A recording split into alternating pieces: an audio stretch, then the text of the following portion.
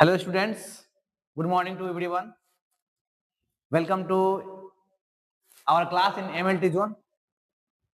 तो चलिए आज हम लोग स्टार्ट करते हैं कंपोजिशन ऑफ ब्लड से। चलिए कंपोजिशन ऑफ ब्लड में देखते हैं। कंपोजिशन ऑफ ब्लड करने का मतलब है कि ब्लड में क्या क्या होते हैं। देखिए यहाँ पे सबसे पहले देखते हैं आखिर ब्लड किसको कहते हैं। Blood is a connective tissue in fluid form. Blood क्या है? एक कनेक्टिव टिश्यू है जो कि कैसा होता है, तो फ्लूइड फॉर्म में होते हैं। नेक्स्ट ब्लड कंटेंट में आते हैं, मतलब ब्लड में आखिर क्या क्या शामिल होते हैं। तो देखेंगे blood cells which are called formed element.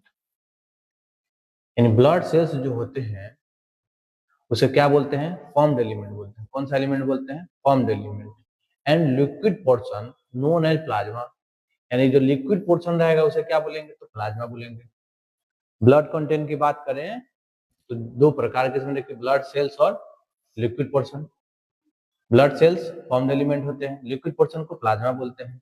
Next देखते हैं ब्लड में प्लाज्मा 55%। आखिर ब्लड में प्लाज्मा कितने परसेंट होते हैं, डब्ल्यूबीसी कितने परसेंट होते हैं, प्लेटलेट कितने परसेंट होते हैं, आरबीसी कितने परसेंट होते हैं, सारे परसेंटेज के बारे में जानते हैं। जिसमें से देखेंगे ब्लड जो है कितना है, इसमें प्लाज्मा 55%, डब्ल्यूबीसी और प्लेटलेट्स मिलाकर के 4% और आरबीसी 41% है। इधर देखिए जैसा कि फिगर में बताया गया हुआ है कंपोजिशन ऑफ ब्लड में प्लाज्मा 55%, आप लोग को नहीं दिख रहा होगा, लिख देते हैं प्लाज्मा 55%, यहाँ आरबीसी है 41% और यहाँ व्हाइट ब्लड एंड प्लेटलेट है 4%। ठीक है, चलिए अब देखते हैं नेक्स्ट। चलिए नेक्स्ट की बात करें तो अपना होल ब्लड होता है। होल ब्लड में फॉर्म्ड एलिमेंट और प्लाज्मा दोनों होते हैं। अब हम लोग बारी बारी से देखेंगे कि आखिर फॉर्म्ड एलिमेंट में क्या क्या होते हैं और प्लाज्मा में क्या क्या होते हैं।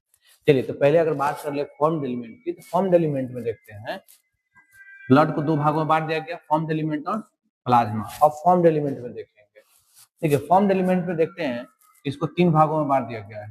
पहला प्लेटलेट जिसको थ्रोम्बोसाइट बोलते हैं, दूसरा ल्यूकोसाइट जिसे डब्ल्यूबीसी बोलते हैं, और नेक्स्ट है इरेथ्रोसाइट्स जिसे आरबीसी बोलते हैं।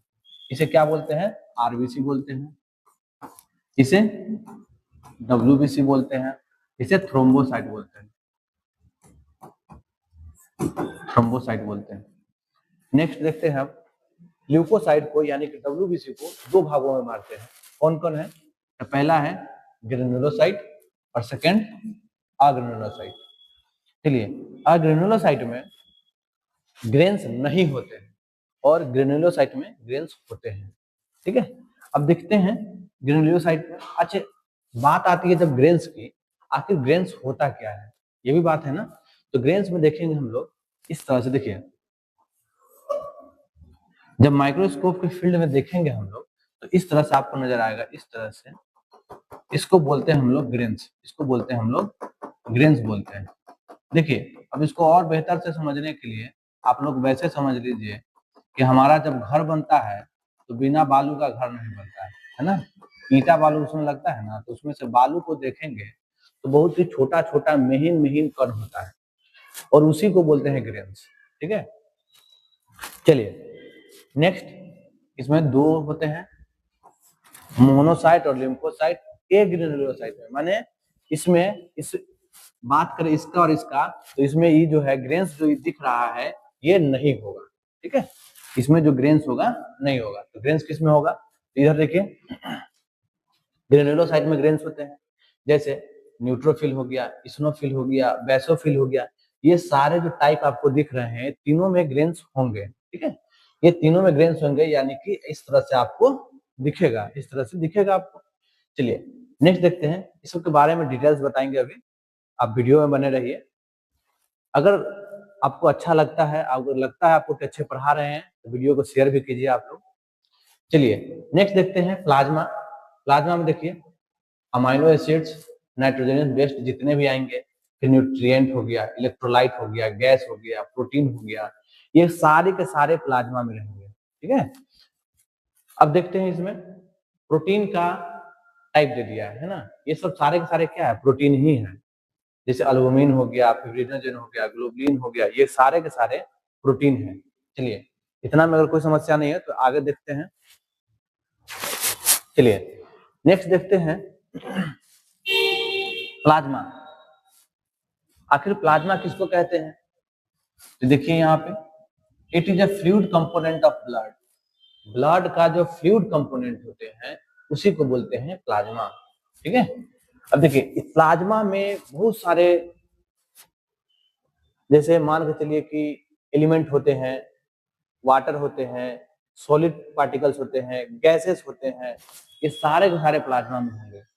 गैस में देखते हैं तो जैसा कि आप लोग गैस में दिख रहे होंगे, क्या क्या होता है, ऑक्सीजन होता है, कार्बन डाइऑक्साइड इसको क्या बोलते हैं, CO2, फिर नाइट्रोजन होते हैं, ये सारे चीज होते हैं।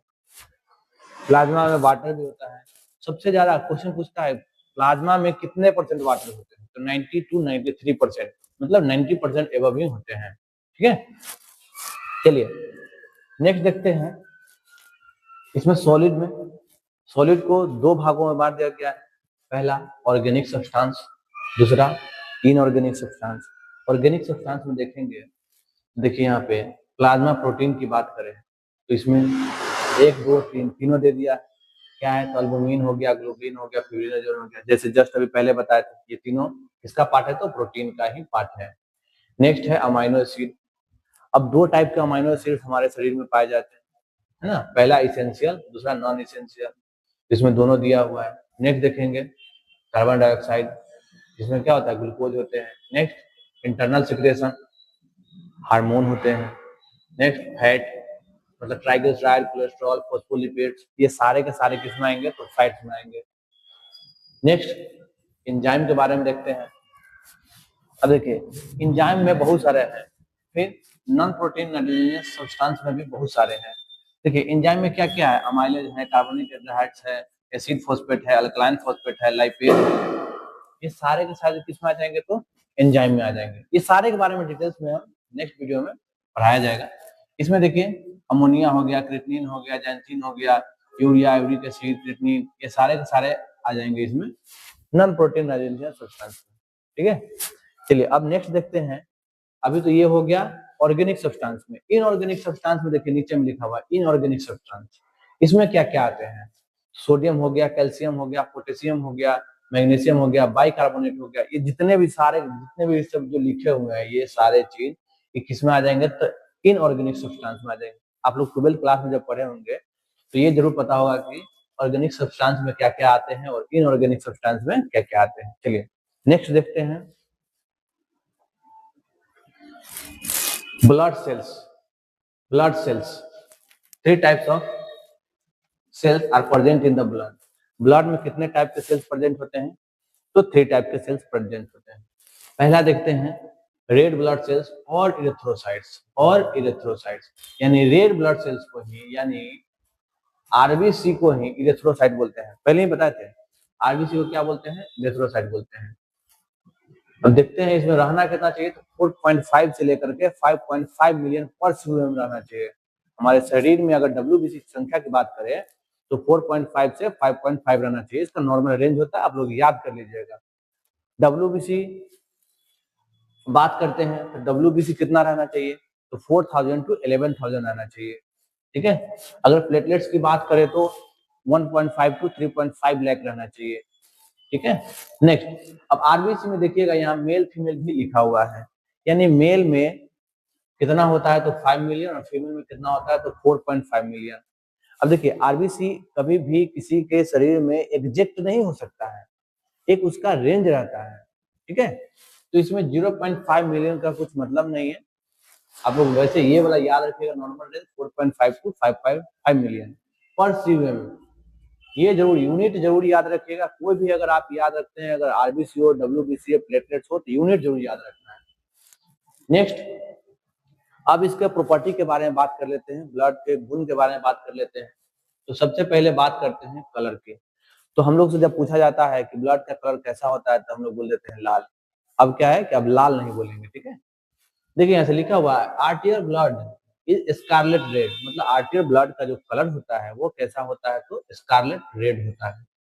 नेक्स्ट है venous blood, venous blood is purple colour, ठीक है, ये कैसा होता है, तो पर्पल रेड होता है, पर्पल रेड होता है किसका, वेनस का। और आर्टियल की बात करें तो स्कारलेट रेड होता है। चलिए नेक्स्ट देखते हैं वॉल्यूम। अगर हमारे शरीर है तो उसमें आखिर ब्लड की जो मात्रा रहता है वो कितना रहना चाहिए, ठीक है। यहाँ पे देखिए average volume of blood in a normal adult in 5 litre, कह रहा है कि एवरेज जो ब्लड का वॉल्यूम होना चाहिए तो वो 5 लीटर होना चाहिए। वैसे आप लोग को जब भी एग्जाम में देगा तो 5 to 6 लीटर ही देता है, ठीक है, तो ये आप लोग याद कर लीजिएगा। नेक्स्ट है it is about 8% of body weight in normal young adult, यानी बॉडी वेट के ऊपर भी डिपेंड करता है। अब देखिए आप लोग सोचिएगा ना कि अगर कोई पतला है तो क्या उसके शरीर में भी 5-6 लीटर रहेगा, कोई मोटा है उसके शरीर में भी 5-6 लीटर रहेगा, तो ऐसा नहीं है। बॉडी वेट जितना रहेगा उसका 8%, उसका 8% होंगे ब्लड। जैसे आप लोग को हम कैलकुलेशन करके दिखा देते हैं। मान के चलिए कि आपका वेट अगर 80 kg है, ठीक है, तो 8% जो होगा वो आपके शरीर में ब्लड होगा, तो इसका 8% निकालिए, 8% हटाएंगे नीचे कितना 100 लगेगा, 1 0 से 1 0 गया, 8 8 जा 64 बाई 10, और 10 से डिवाइड देंगे तो इसको आ जाएगा 6.4 लीटर, है ना। यानी आपके शरीर में कितना होगा ब्लड, तो 6.4 लीटर। अगर आपका वेट कितना है 80 kg है, तो देखिए अब 60 kg भी हो सकता है, 100 kg के भी आप हो सकते हैं, तो उसके एवरेज अनुसार से अपना निकाल लीजिएगा, है ना। चलिए नेक्स्ट देखते हैं reaction and pH. Reaction and pH में देखते हैं blood is slightly alkaline, blood कैसा होता है, तो अल्कलाइन होते हैं, एंड पीएच 7.4। ब्लड का अगर पीएच की बात करें, एग्जाम में बहुत बार पूछता है, ब्लड का पीएच की बात करें तो 7.4, लेकिन कहीं कहीं बुक में देखिएगा एनसीईआरटी में बहुत जगह पे लिखा हुआ है 7.4, कहीं कहीं पे देखिएगा यहाँ पे 7.352 ये भी लिखा हुआ रहता है। तो आप इतना से अच्छा है कि ये वाला याद कर ले। और पूछेगा कैसा होता है, अल्कली होता है या एसिडिक होता है, तो अल्कली होता है। नेक्स्ट बात करते हैं विस्कोसिटी की। विस्कोसिटी मीन्स होता क्या है, विस्कोसिटी मीन्स होता है श्यानता। क्या होता है, श्यानता। श्यानता किसको बोलते हैं, देखिए अगर हम बात करें एक वाटर की, तो वाटर को अगर हम हाथ से भिंगा ले और वाटर को ऐसे गिराएंगे तो वाटर क्या होगा, एक ड्रॉपलेट जैसा बनेगा, इस तरह से गिर जाएगा। वाटर की जो बूंदे होगी वो ऐसा गोल होगा। लेकिन अगर हम अपने हाथ में अगर शहद को लगा ले, अगर ऐसे करके गिराएंगे तो देखिएगा तो इस तरह से बन करके वो गिरेगा, इस तरह से, है ना, इस तरह से, यानी थोड़ा सा लंबा गिरेगा, उसी को बोलते हैं विस्कोसिटी। चलिए इसमें देखते हैं blood is 5 times more viscous than water, मतलब पानी से 5 गुना ज्यादा होता है विस्कोसिटी किसका, ब्लड का, ठीक है। अब यहाँ बात करते हैं डब्ल्यूबीसी को, डब्ल्यूबीसी के कंपोनेंट के बारे में बात करते हैं, डब्ल्यूबीसी के कंपोनेंट के बारे में बात करते हैं, इसके परसेंटेज के बारे में बात करेंगे, ठीक है।